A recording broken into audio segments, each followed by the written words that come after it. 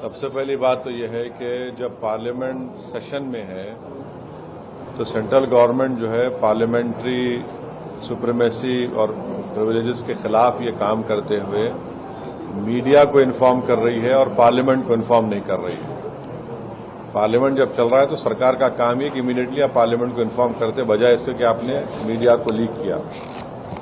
اب جو میڈیا نے رپورٹ کیا اس کی بنیاد پر میں یہ کہہ سکتا ہوں کہ یہ جو پرپوز امینڈمنٹس ہے میڈیا میں جو لکھا گیا ہے وہ اس بات کو بتاتا ہے کہ مودی حکومت وقف بورڈ کی اٹانومی کو چھیننا چاہتی ہے اور وہ انٹرفیئر کرنا چاہتی ہے واقف کے منشے کے خلاف کہ کس طرح سے اس وقف کی پراپرٹی کو چلایا جائے، اور یہ خود فریڈم آف ریلیجن کے خلاف ہے، نمبر 1۔ دوسری بات یہ ہے کہ بی جے پی شروع سے وقف بورڈز اور وقف کی پراپرٹیز کے خلاف رہی ہے اور ان کا ایک ہندوتوا کا ایجنڈا ہے، آر ایس ایس کا ایجنڈا ہے کہ وہ شروع سے وقف پراپرٹیز کو اور وقف بورڈ کو ختم کرنے کی کوششیں کرتی رہی ہیں۔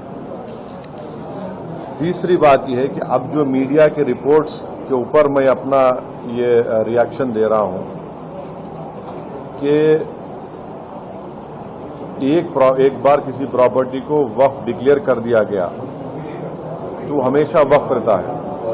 تو وقف ایکٹ جو ہے 54 کا ہے اور 96 کا ہے، جو 96 کے ایکٹ تو 2013 میں امینڈ کیا گیا، وہ سروے کمشنر کو پاورز دیتا ہے اور سروے کمشنر کو اپوائنٹ کون کرتی ہے؟ State government. تو سروے کمشنر وقف پراپرٹیز آئیڈینٹیفائی کرتا، اس کے بعد لسٹ آف وقف پریپیئر ہوتی ہے سروے کمشنر کی طرف سے، اور وہ سروے کمشنر جو اسٹیٹ گورنمنٹ کا اپوائنٹی ہے اس کو اسٹیٹ گورنمنٹ کو بھیجاتا اور state government gazette notification issue کرتی ہے۔ تو گزٹ نوٹیفیکیشن خود ایک افیشیل ایکٹ ہے، اور اگر گزٹ نوٹیفیکیشن 1 سال تک چیلنج نہیں ہوتی تو وہ فائنل ہو جاتی ہے اور نیچر آف وقف ہو جاتا ہے۔ اس کو یہ لوگ چینج کرنا چاہتے ہیں، یعنی جو پہلے سے وقف ہو چکی ہیں پراپرٹیز اب دوبارہ ان کو اسٹیبلش کرنا پڑے گا کہ یہ وقف ہیں، یہ امپاسبلٹی ہے۔ دوسری بات یہ ہے کہ گزٹ کا جو کنکلوسیو نیچر ہے اس کو آپ ڈائلیوٹ کرنا چاہ رہے ہیں۔ مانیے اب کئی لوگ وقف کی پراپرٹیز میں انکروچرز ہے، اللیگل طریقے سے وہاں پر ہے، تو ان کو ایک موقع مل جائے گا کہ وہ وقف پراپرٹیز کو بولیں گے کہ ہماری پراپرٹی وقف کی پراپرٹی نہیں ہے۔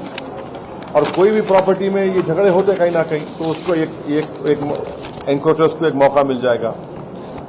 تیسرا نیوز رپورٹ یہ بولتا ہے کہ امینڈمنٹ ان اسٹیبلشمنٹ اور کمپوزیشن آف وقف بورڈ، تو یہ ایکٹ خود یہ بولتا ہے کہ ہر اسٹیٹ میں ایک وقف بورڈ ہونا چاہیے اور بورڈ ریسپانسبل ہوگا اس کے ایڈمنسٹریشن اور مینجمنٹ آف وقف پراپرٹیز کے لیے۔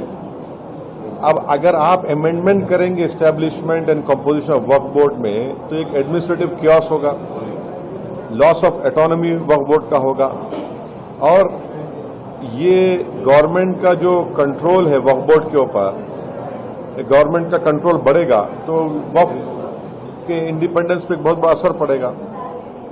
چوتھی بات اس میں یہ ہے کہ وقف ٹریبیونلز ہے۔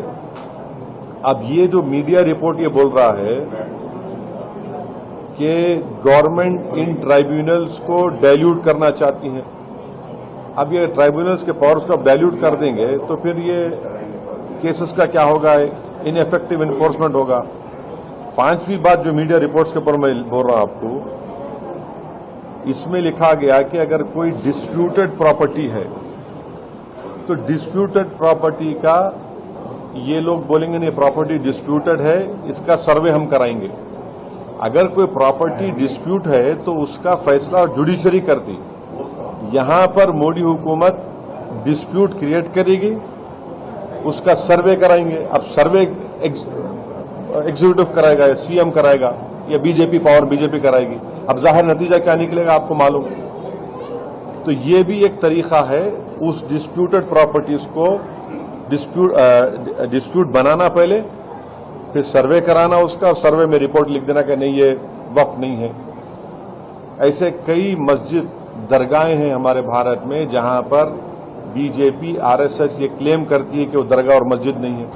तो जो पावर जुडिशरी का है वो एग्जीक्यूटिव छीनना चाह रहा है उसको। और एक बात जो मीडिया रिपोर्ट्स के